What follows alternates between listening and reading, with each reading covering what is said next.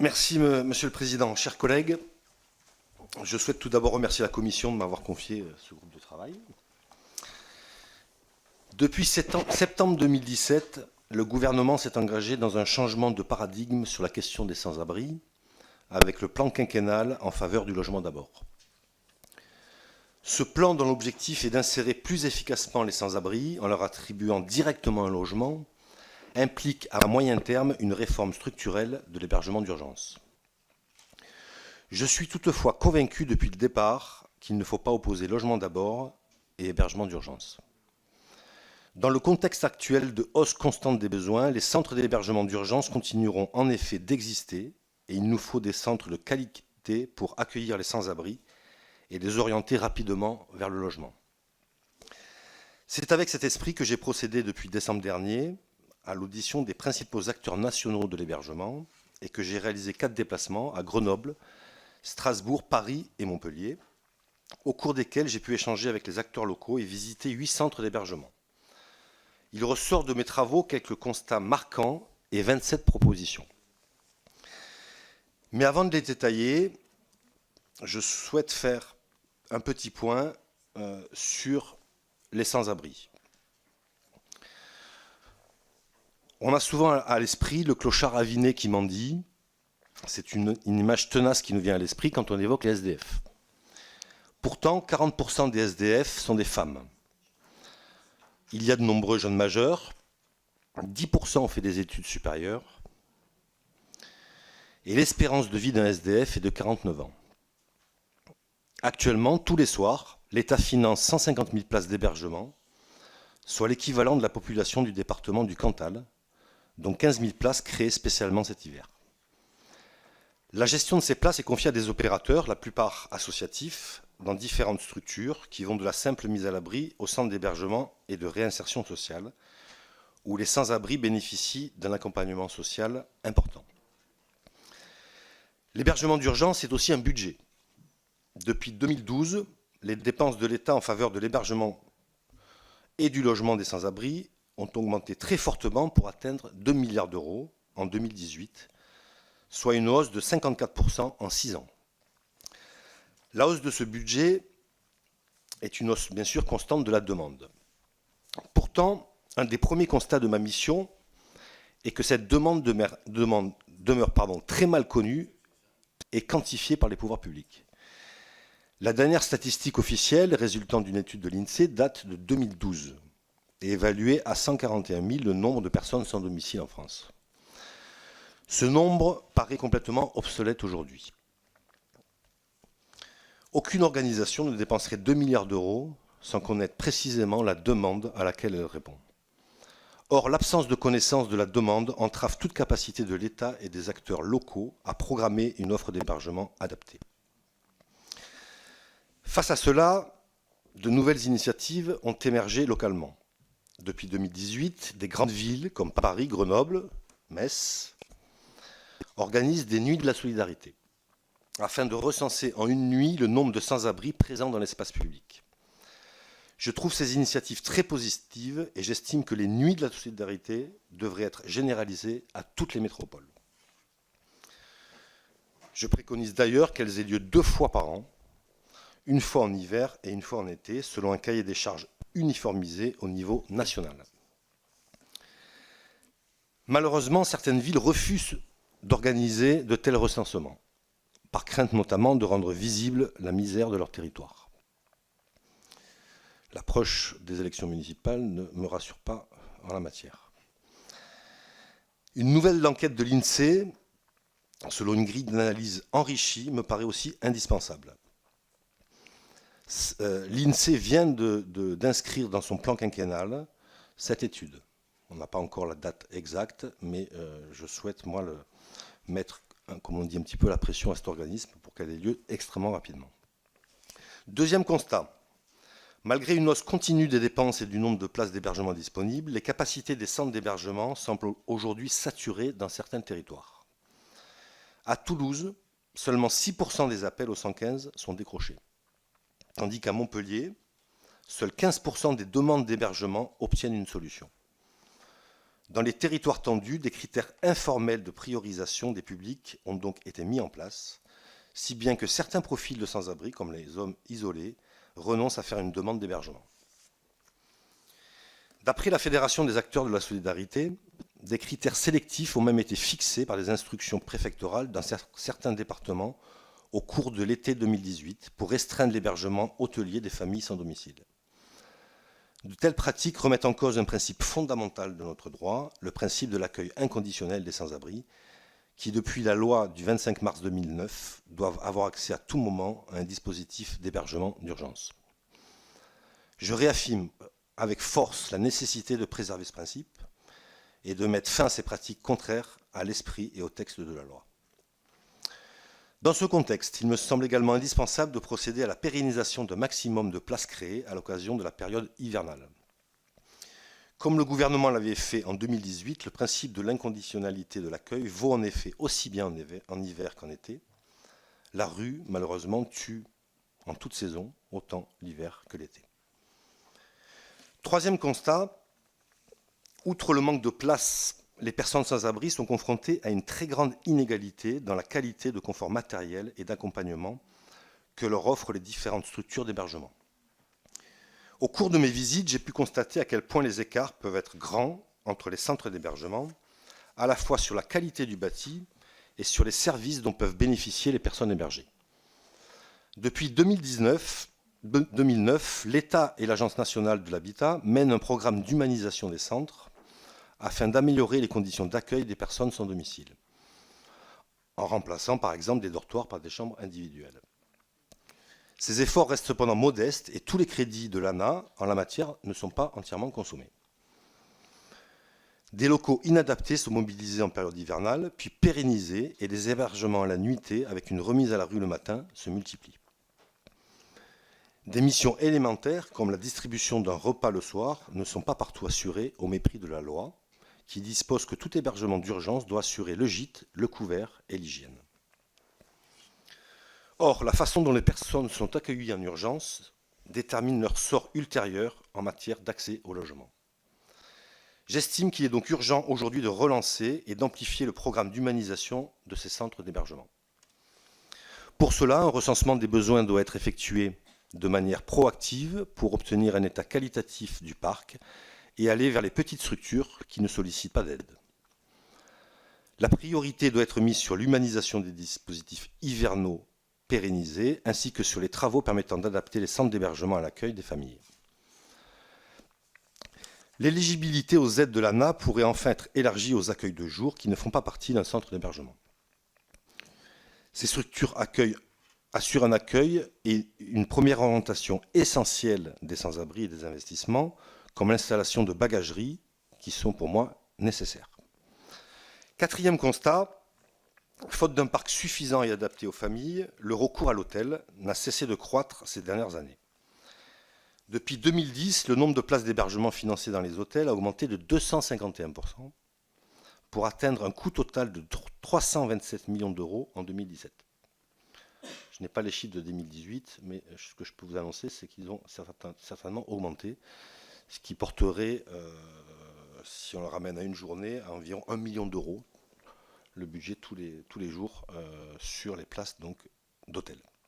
Le coût unitaire de ces nuitées d'hôtel, extrêmement élevé, malgré des conditions de confort parfois indignes et une quasi-absence d'accompagnement social.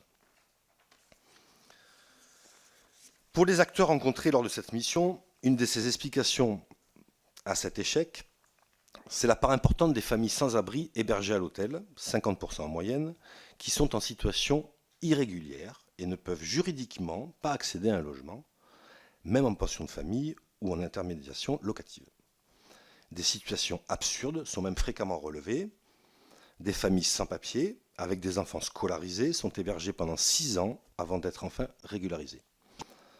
Si elles n'étaient pas en situation irrégulière, ces familles n'auraient rien à faire dans ces structures d'hébergement. Face à ce blocage qui crée un surcoût pour les finances publiques, j'estime donc qu'il est nécessaire aujourd'hui d'accélérer les régularisations des familles sans papier dont il est certain qu'à moyen terme, elles seront régularisées. Ce sujet doit être abordé sans tabou et être inclus dans le plan quinquennal pour le logement d'abord, car les objectifs d'attribution de logements aux personnes sans abri ne seront jamais atteints si une proportion substantielle de ce public n'a juridiquement pas le droit d'accéder à un logement, que ce soit dans les pensions de famille, dans le parc HLM ou dans le parc privé.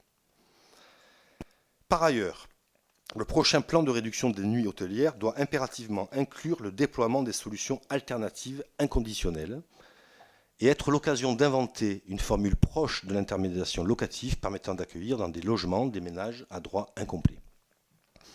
De telles solutions sont déjà mises en œuvre dans le Bas-Rhin et gagneraient à être sécurisées et généralisées. Elles sont moins coûteuses pour les finances publiques et permettent une réelle insertion des ménages ainsi logés. Cinquième constat, la très grande diversité des structures d'hébergement se retrouve également dans la diversité de leurs coûts. L'enquête nationale des coûts, qui a été rendue obligatoire par la loi de finances de 2018, a mis en évidence des coûts à la place qui peuvent varier du simple au double entre des structures pourtant comparables dans leur mode d'hébergement et dans leur mission.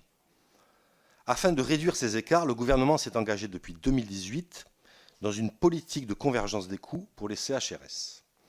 Les centres d'hébergement, dont les coûts étaient supérieurs à certains plafonds, ont vu leur financement réduit, ce qui a permis à l'État d'économiser 20 millions d'euros en 2018 et 2 millions d'euros en 2019 sur une enveloppe globale de 625 millions d'euros. Je soutiens cet objectif de convergence tarifaire poursuivi par le gouvernement. Eu égard à l'importance des sommes dépensées et aux besoins urgents auxquels l'État fait face pour héberger les sans-abri, il n'est en effet pas acceptable qu'une même prestation soit facturée 32 euros par place et par jour dans un CHRS et 50 euros dans une autre. Toutefois, l'application de cette mesure en 2018 a davantage été ressentie par les acteurs de l'hébergement comme un coup de rabot sur le budget des CHRS. Au cours de mes déplacements, j'ai pu constater que, contrairement à l'objectif initial, une majorité de CHRS ont vu leur budget diminuer, même si leur coût était inférieur au tarif plafond. Pour éviter une baisse trop brutale des subventions pour certains CHRS particulièrement onéreux, l'effort a été lissé sur la plupart des centres. Le résultat est particulièrement injuste. Des établissements vertueux, dont les coûts étaient maîtrisés, ont quand même subi une baisse de leur budget. J'appelle donc le gouvernement à mettre en œuvre une véritable convergence tarifaire dans les CHRS. Celle-ci ne doit pas se résumer à un rabot généralisé, voire à un simple écrêtement des structures les plus chères, mais doit également être l'occasion d'augmenter le budget des structures notoirement sous-dotées. La convergence tarifaire doit être l'instrument d'une convergence qualitative des centres d'hébergement afin de réduire les inégalités de confort et d'accompagnement évoquées précédemment. Des objectifs clairs de convergence pourraient ainsi être fixés comme l'obligation pour tous les centres d'hébergement collectif d'alimenter les personnes hébergées ou d'accueillir les animaux de compagnie des sans-abri. En outre, j'estime que l'application des tarifs plafonds devrait être l'occasion d'instaurer des incitations à la performance, fondées par exemple sur le taux de sortie vers le logement, la prise en charge de personnes avec des grandes difficultés ou la mise en place de pratiques innovantes. Enfin, je considère qu'une telle convergence ne devrait pas s'appliquer uniquement au CHRS, mais devrait également être étendue au CHU, dont les écarts de coûts sont encore plus grands que les CHRS. J'en viens maintenant au logement d'abord, mais aux conditions de sa réussite. La plupart des acteurs rencontrés lors de cette mission ont confirmé la pertinence de la stratégie Logement d'abord comme moyen d'insérer plus efficacement et à moindre coût pour la collectivité publique les personnes sans domicile. Le plan quinquennal commence d'ailleurs à porter ses premiers fruits. En 2018, 70 000 personnes à la rue ou hébergées sont sorties vers un logement. Toutefois, la politique du logement représente un véritable changement de paradigme pour tous les acteurs de l'hébergement, et en particulier pour les travailleurs sociaux dont le métier, déjà éprouvant, est appelé à évoluer. Certains ressentent la fin du parcours en escalier, dont le principe est de préparer les personnes hébergées à l'accès à un logement comme une négation de la plus-value de leur travail. Rien n'est pourtant moins vrai. Les travailleurs sociaux, qui ont fait le maximum dans le système qui leur avait été proposé depuis les années 70, doivent continuer à jouer un rôle essentiel dans le cadre du logement d'abord. Le travail d'accompagnement qu'ils effectuent aujourd'hui dans les centres d'hébergement doit, à l'avenir, se déployer dans le domicile de chaque personne. Les échanges que j'ai eus lors de mes visites ont cependant montré que la culture de l'accès direct au logement n'est pas encore bien ancrée chez les travailleurs sociaux et que la croyance en une capacité à habiter des personnes était toujours présente.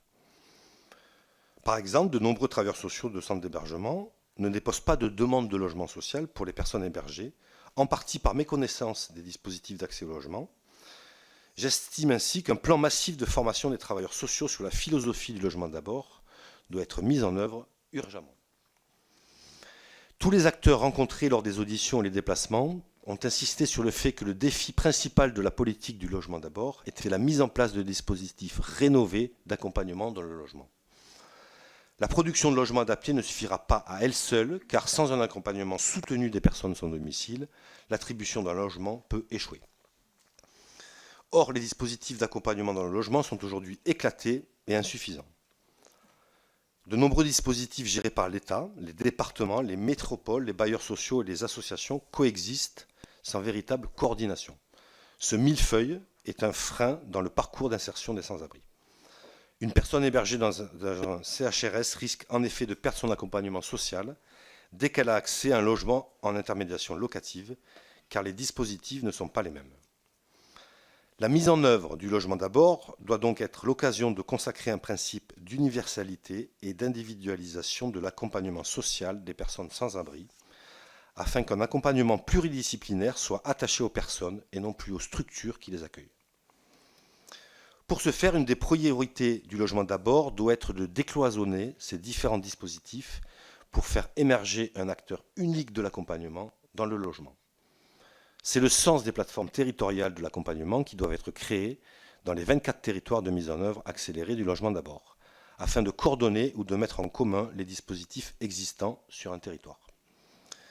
Si certains territoires comme la Seine-Saint-Denis ou Grenoble se sont engagés dans cette démarche, je regrette que la mise en place de ces plateformes prenne beaucoup plus de temps dans la plupart des autres territoires.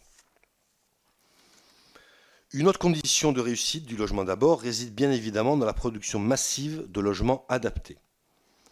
Le gouvernement s'est fixé des objectifs ambitieux en la matière, la création de 10 000 nouvelles places en pension de famille et de 40 000 places en intermédiation locative d'ici 2022. Les crédits budgétaires consacrés à ces deux dispositifs ont été augmentés de 20% entre 2017 et 2018. Les acteurs rencontrés lors de cette mission ont été unanimes. La pension de famille ou maison relais est le dispositif le plus pertinent pour loger et accompagner les sans-abri. Le principal frein à leur développement demeure cependant la recherche de foncier disponible et le montage de programmes immobiliers viables. Les associations éprouvent des difficultés à trouver du foncier bâti, à s'insérer dans des programmes mixtes et à convaincre les maires.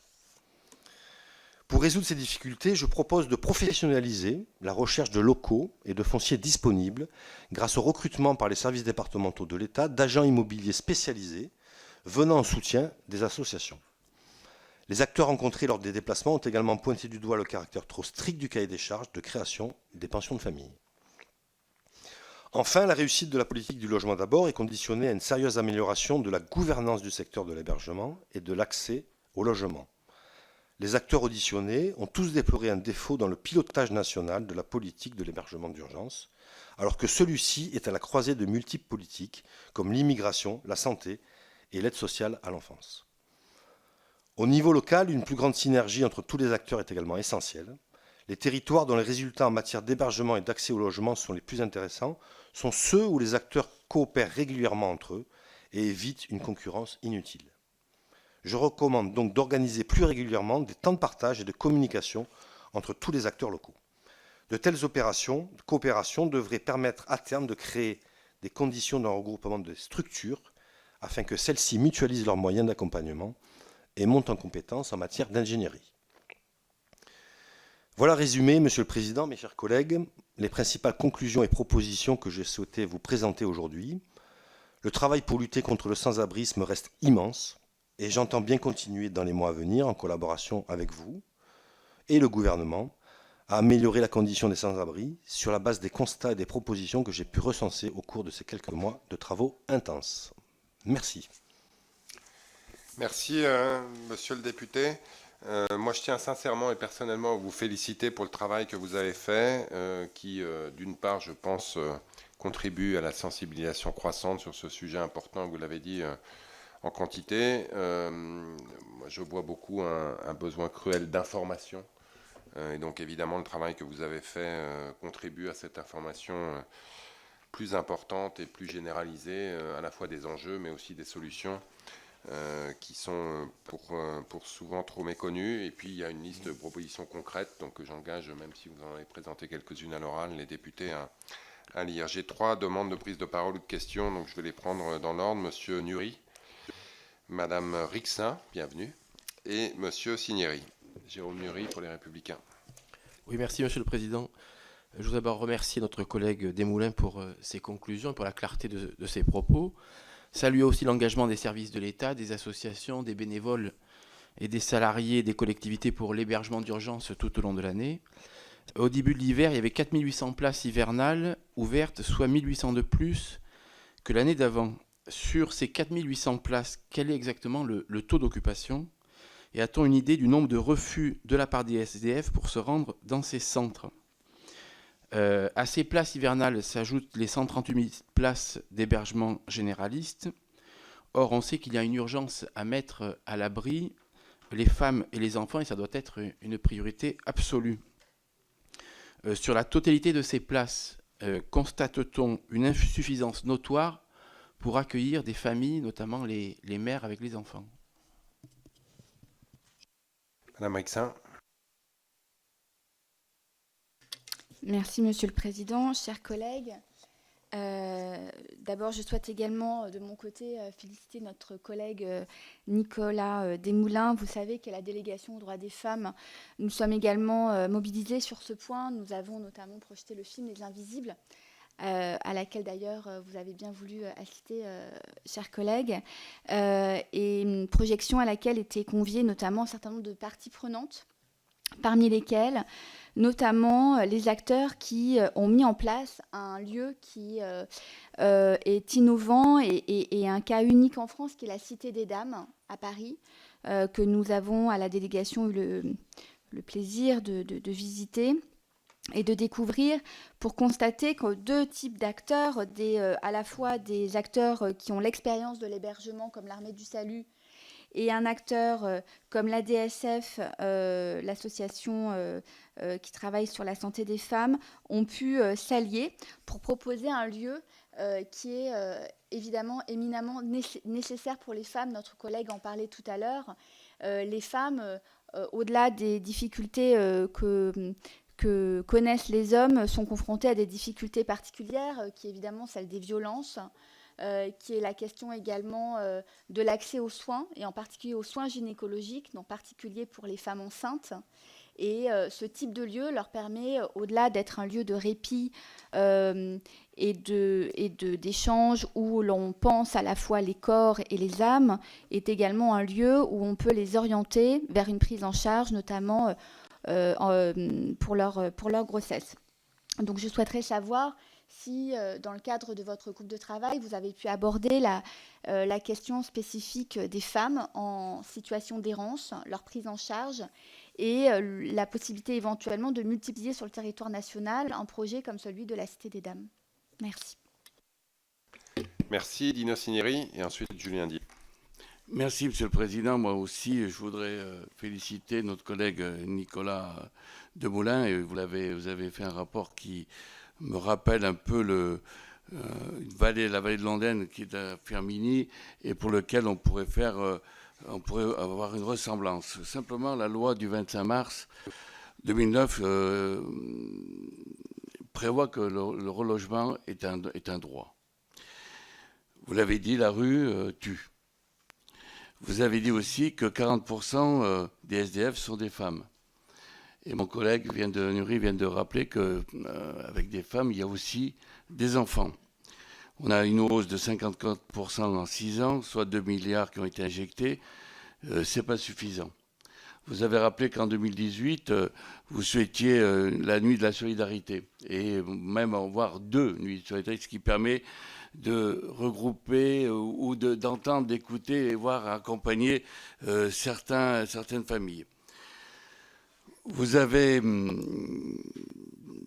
nous avez informé concernant le relogement, et puis de dire que vous souhaitiez un programme d'humanisation, mais un programme d'humanisation pérennisé.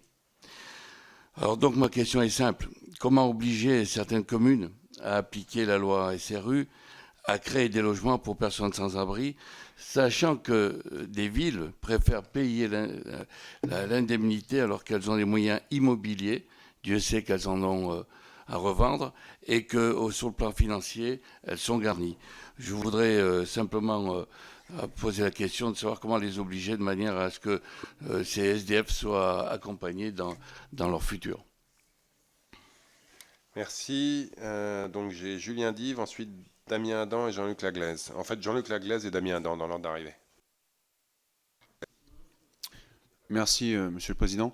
Monsieur le rapporteur, enfin je ne sais pas, vous présidez le groupe, mais Monsieur le rapporteur, chers collègues, moi le sujet que vous abordez, je tenais moi aussi à m'inscrire dans la lignée de mes collègues, féliciter pour le travail qui a pu être mené, et cela fait partie des enjeux sur lesquels aucune considération partisane puisse justifier le fait qu'on se déchire sur des enjeux comme cela. Au contraire, ça doit mobiliser l'ensemble de nos forces. Et nous avons, avec plusieurs collègues les Républicains, déposé en ce début d'année, à l'initiative de notre collègue Aurélien Pradier, une proposition de loi sur le droit de réquisition des immeubles vacants. Je voulais vous interroger sur ce point, avoir votre avis sur le droit de réquisition en général. Aujourd'hui, c'est une disposition qui est détenue par l'État, et donc par déclinaison les préfets dans les territoires, dans les départements, et dans cette proposition de loi, de manière à pouvoir enclencher plus rapidement le droit de réquisition, nous proposons de transférer tout ou partie ce droit de réquisition aux maires, puisque les maires sont les plus ancrés sur le territoire. Ils sont ceux qui connaissent peut-être le mieux leur ville, leur commune, leur territoire, les considérations des habitants de ce territoire, les sans domicile fixe qu'il y a dans leur commune. Et j'aurais voulu avoir, peut-être pas immédiatement, mais en tout cas alerter votre attention sur cette proposition de loi et sur la délégation de ce droit de réquisition au maire. À connaissance, cette proposition de loi n'a pas été déposée. En tout cas, elle n'a pas été mise à l'examen. Alors, elle est pas inscrite à l'ordre du jour, Ouais, mais elle a été déposée en février 2019. Ok. Donc, Jean-Luc Laglaise, ensuite Monsieur Adam, Monsieur Anato et Madame Hammerer. Et puis on arrêtera. Merci, Monsieur le Président. Je voulais également m'associer à mes collègues pour féliciter Nicolas Desmoulins et son travail de qualité sur un sujet important et particulièrement sensible. Son audition, c'est également l'occasion de rendre hommage aux associations qui travaillent sans relâche aux côtés des pouvoirs publics pour trouver des solutions d'hébergement et de logement adaptés à chacun tout au long de l'année et particulièrement durant la période hivernale. Et donc ma question porte justement sur cette période hivernale au cours de laquelle des efforts supplémentaires sont déployés de la part de l'ensemble des acteurs du secteur. Durant cette trêve qui commence le 1er novembre et prend fin dans quelques jours le 31 mars, les locataires ne peuvent plus être expulsés de leur logement. Étant donné que cette période est délimitée dans le temps, il paraît crucial de réfléchir à des dispositifs pour éviter les effets de seuil. En effet, nous devons éviter que les places supplémentaires d'hébergement d'urgence soient supprimées et que le nombre de maraudes diminue dès la période hivernale finie. Si ma question est la suivante, comment faire perdurer la mobilisation à son niveau le plus élevé tout au long de l'année afin de répondre au mieux aux besoins des personnes sans abri ou mal logées? Je vous remercie. Merci, Damien Adam.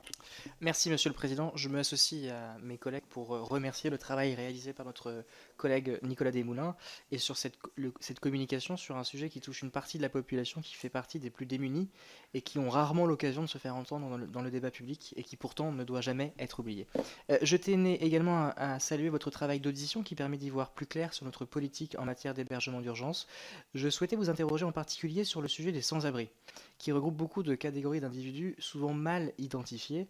Nous constatons que le non-recours aux demandes d'hébergement explose, et ce pour plusieurs raisons. Manque d'informations, demande de justification excessive, contraintes liées au fonctionnement de l'hébergement lui-même, peur du refus, de se faire voler, on ne fait plus valoir ses droits. Plus précisément, je m'interroge sur les sans-abri présentant des caractéristiques rendant plus difficile encore leur accueil, comme les personnes accompagnées d'animaux, qui représenteraient entre 15 et 20% des sans-domicile fixe. Les centres d'hébergement d'urgence dits à bas seuil, acceptant les animaux, existent, mais sont rares. J'aimerais ainsi savoir si vous avez identifié à travers vos auditions et travaux des solutions pour mieux accompagner ces personnes vers l'hébergement ou le logement, sans mettre en cause le lien avec leurs animaux, si important dans ces situations d'exclusion. Je vous remercie. Monsieur Anato. Merci, Monsieur le Président. Merci, Nicolas, pour ce travail et merci d'avoir aussi, pendant tes recherches, fait un tour à Noisy-le-Grand. La situation des femmes seules avec enfants me préoccupe aussi particulièrement. J'ai eu l'occasion tout récemment de rencontrer une certaine Madame Anne Lorient, qui a d'ailleurs publié un livre sur son histoire. 17 ans dans la rue, une centaine de viols, 2 enfants faits pendant ce temps d'errance et des difficultés d'accès aux soins, comme ça a été évoqué, les produits d'hygiène de base pour les femmes qui sont pratiquement inaccessibles.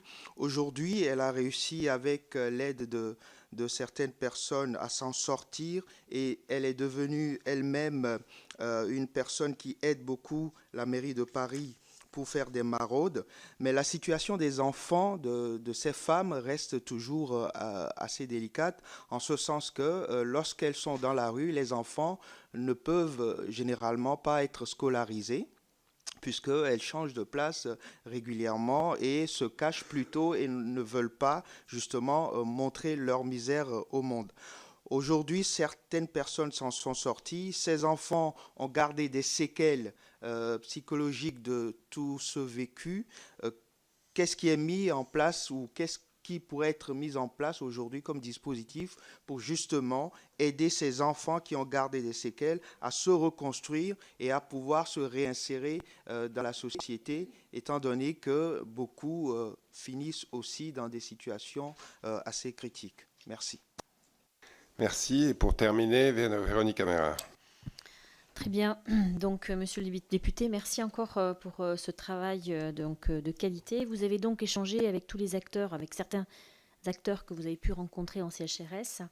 Et vous avez parlé, moi, ce qui me préoccupe particulièrement, c'était la notion d'accompagnement. La première des étapes, c'est bien sûr la possibilité de pouvoir accueillir, mais aussi d'avoir des conditions d'accueil tout à fait efficientes pour pouvoir être efficient soi-même quand on accompagne ces publics. Et je suis toujours surprise quand j'entends qu'à un moment donné, il y a certains travailleurs sociaux qui ne connaissent pas ou qui n'arrivent pas à aiguiller forcément vers du logement ou qui ne connaissent pas forcément les dispositifs. La première des choses que l'on fait en CHRS, c'est l'accès à la santé, c'est l'accès au droit. Moi, je me pose une question, est-ce qu'il ne faudrait pas à un moment donné, et je voudrais avoir votre avis, revoir un petit peu les missions et peut-être même revoir les postures carrément des CHRS, à travailler avec eux, parce que la formation, comme vous le dites, c'est essentiel, bien entendu. Moi, je rêverais un jour qu'on ne parle plus d'assistants de socio-éducatifs, mais plutôt d'intervenants. Mais bien de prendre conscience que de faire autrement pour faire mieux, c'est plutôt essentiel, que l'accès aux soins et l'accès au droit doit rester la priorité. Pour certains, le logement n'est pas forcément le but, pour d'autres, oui, bien entendu. Donc moi, je voudrais savoir... on a mené à un moment donné toute une politique par rapport aux hôpitaux, sur le sortir des murs.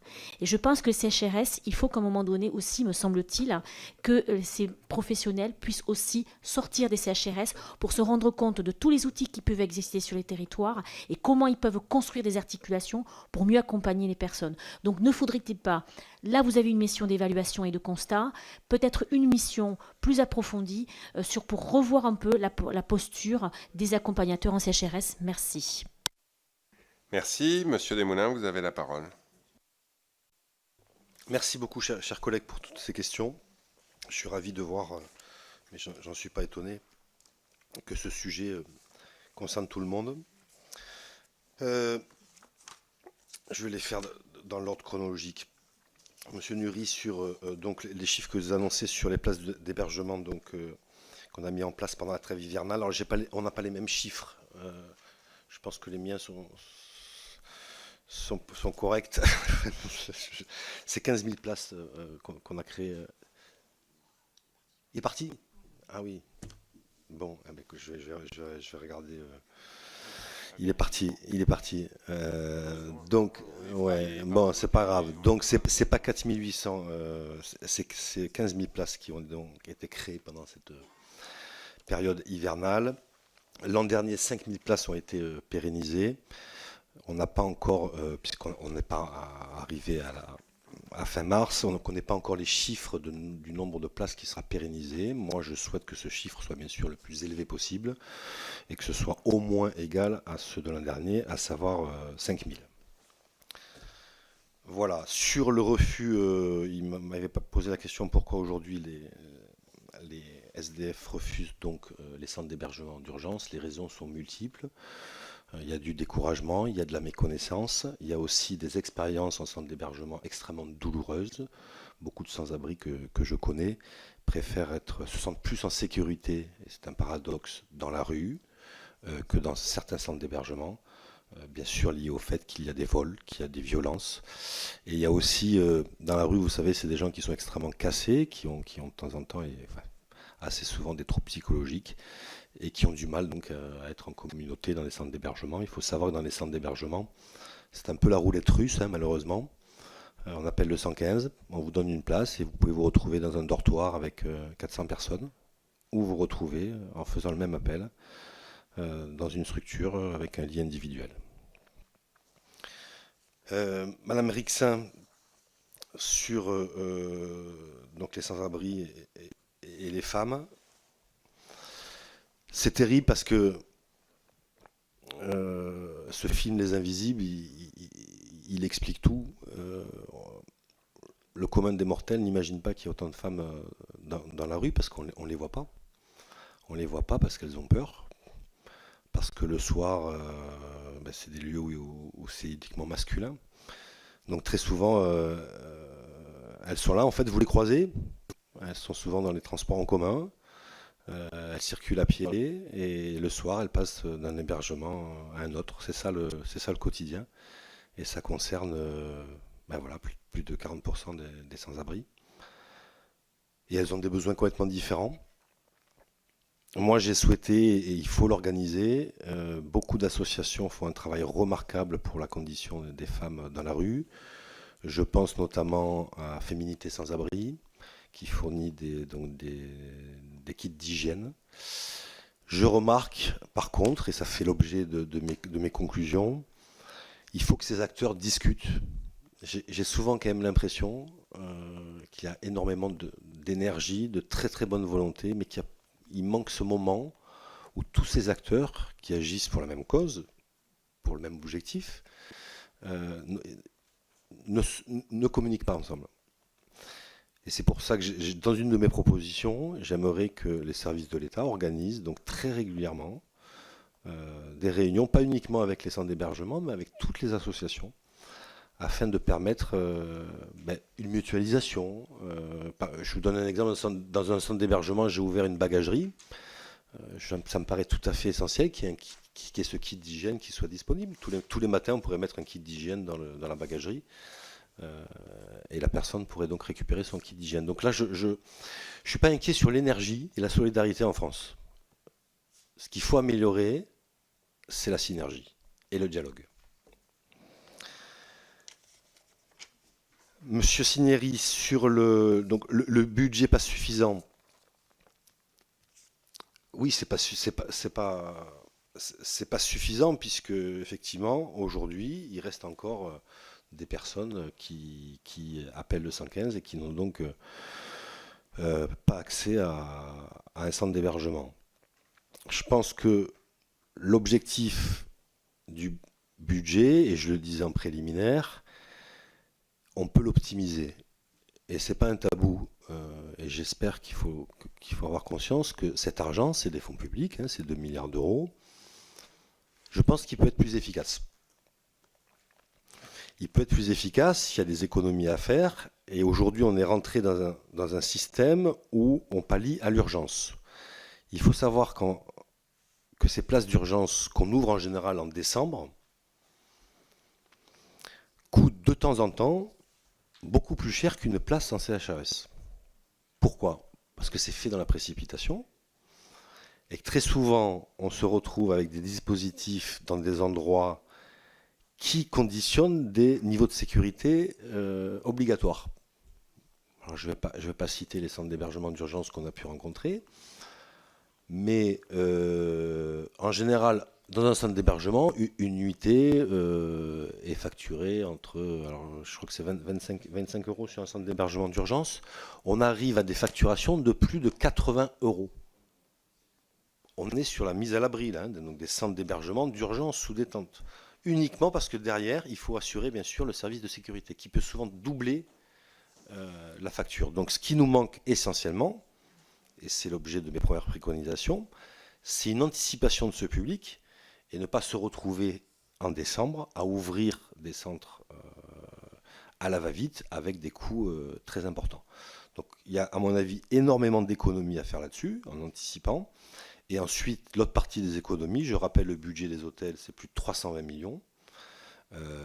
Ces hôtels, il y a dans ces hôtels des aberrations, il n'y a pas d'accompagnement, il n'y a pas d'alimentation, il n'y a pas des lieux de convivialité, où c'est souvent des familles dans les hôtels. Et le pire, c'est qu'on a l'équivalent des marchands de sommeil. Il y a aujourd'hui des directeurs d'hôtels qui font leur business sur ces places-là. Des places saturées. Dans des métropoles, il n'y a plus de places d'hôtels parce qu'elles sont récupérées par les services de l'État qui, tous les soirs, ont une liste et placent X personnes dans les hôtels. Les chiffres sont assez colossaux. Sur la métropole de Strasbourg, c'est 1200 places d'hôtels tous les soirs. 1200. Sur Montpellier, on en est à 500. Voilà, donc je pense qu'au niveau des économies, effectivement, anticipons et supprimons ces structures qui n'ont rien à faire, à mon avis, dans ce dispositif. Monsieur Dive, sur... Monsieur Cinieri m'avait... Oui, sur la loi SRU. Alors, il existe un dispositif, en fait, qui est l'équivalent de la loi SRU, pour les centres d'hébergement. C'est la loi Boutin. Alors si ça ne vous parle pas trop, c'est un peu normal puisqu'elle n'est pas appliquée. Mais cette loi oblige donc normalement les communes d'ouvrir, en fonction du nombre d'habitants, des centres d'hébergement.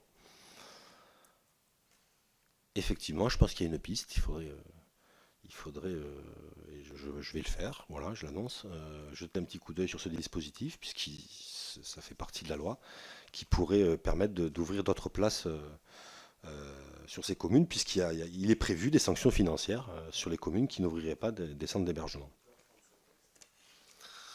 Ouais. Monsieur Dive, sur les réquisitions par les maires. Alors, je suis sceptique.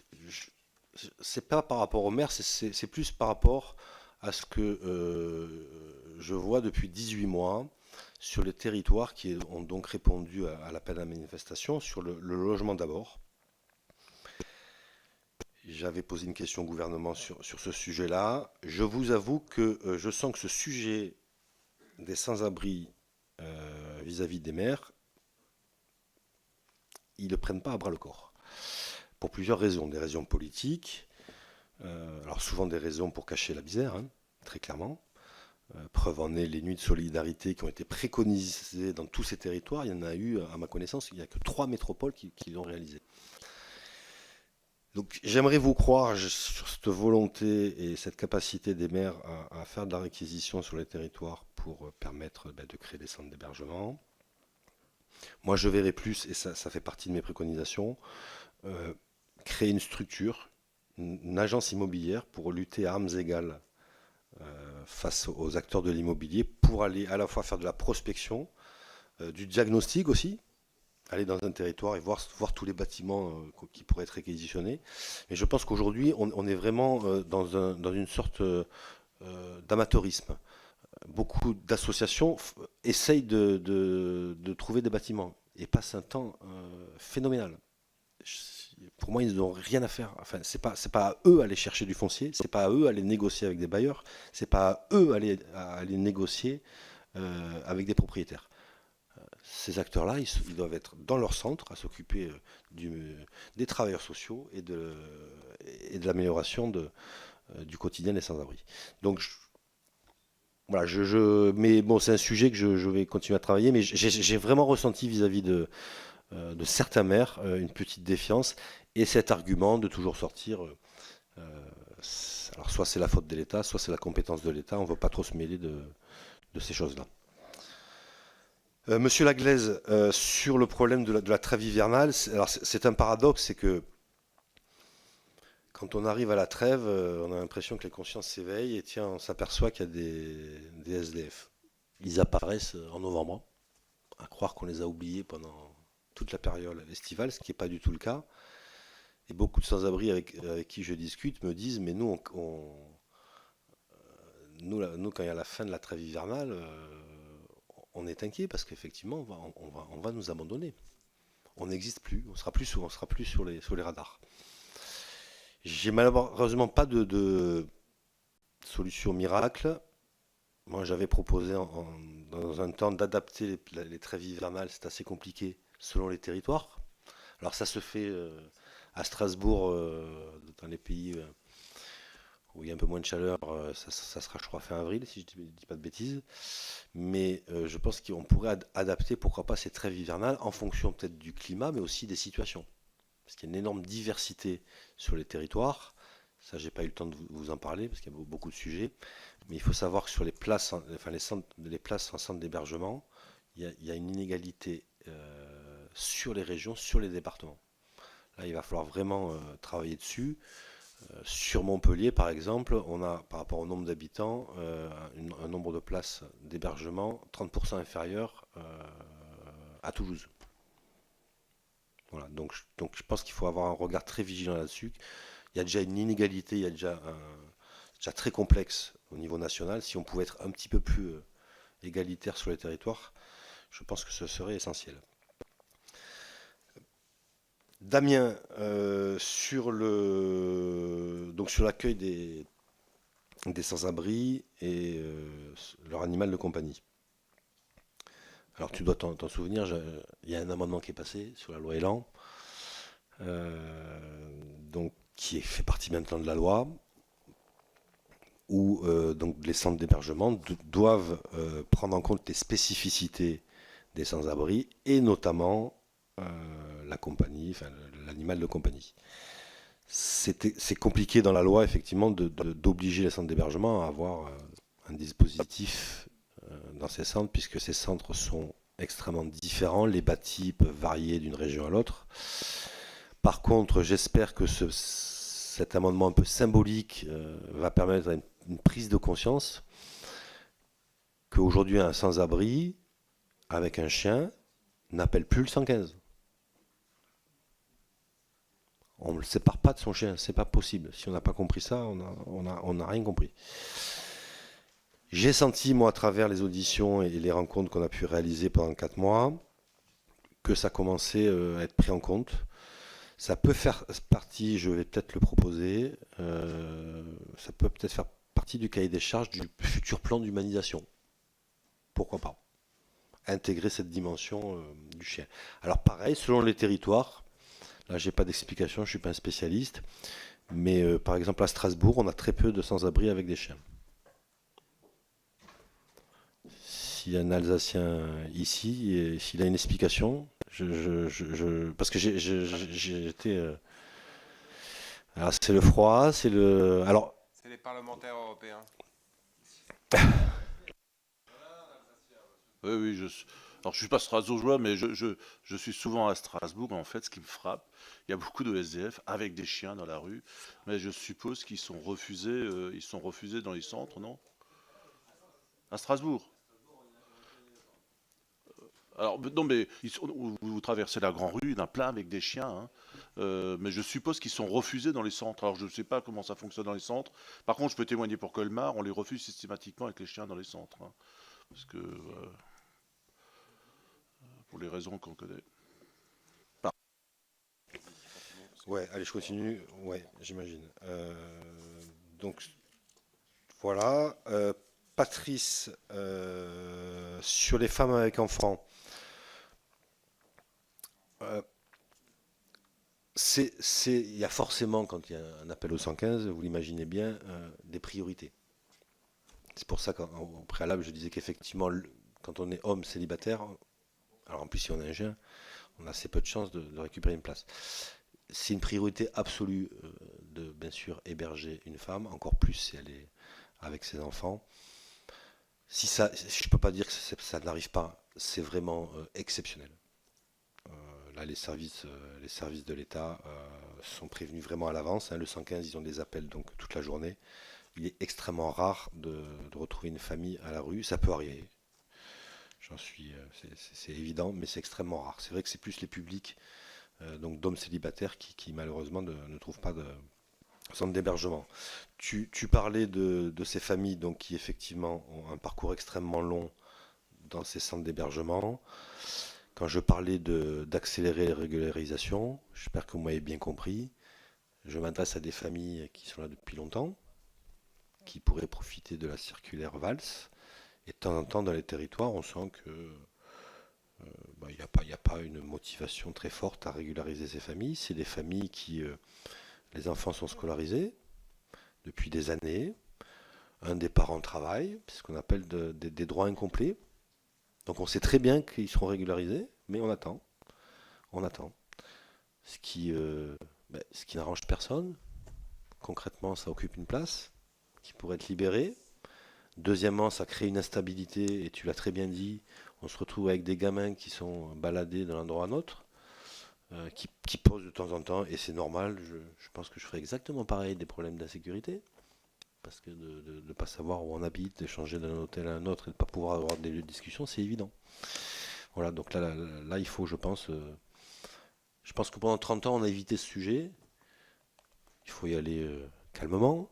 Mais si on pouvait regarder en face ce qui se passe, ça permettrait de trouver des solutions et au moins de ne pas sentir. Et Véronique, sur l'accompagnement, alors je suis ravi parce que tu m'as fait une proposition, elle fait partie de mes préconisations, c'est la 15e. Tu la verras, je crois que ça sera sur le site internet. Donc 15e de mes propositions, développer les CHRS hors les murs. Voilà, moi je pense qu'on a raté une toute petite chose, c'est s'adapter au public. On a créé des dispositifs et on s'est dit, tiens, on crée ces dispositifs, venez. Non, il faut s'adapter au public et ça en fait partie. Moi, je crois beaucoup à la réussite, j'en ai visité, au CHRS dans le diffus. Voilà, il faut être inventif, en fait. Voilà, parce que le sans-abri, il n'a pas un visage, il n'a pas un vécu, il n'a pas un historique, il est multiple. Voilà, donc soyons inventifs, et les travailleurs sociaux sont extrêmement demandeurs à ce niveau-là. Il faut qu'ils aient un peu plus de souplesse. Et j'ai fini.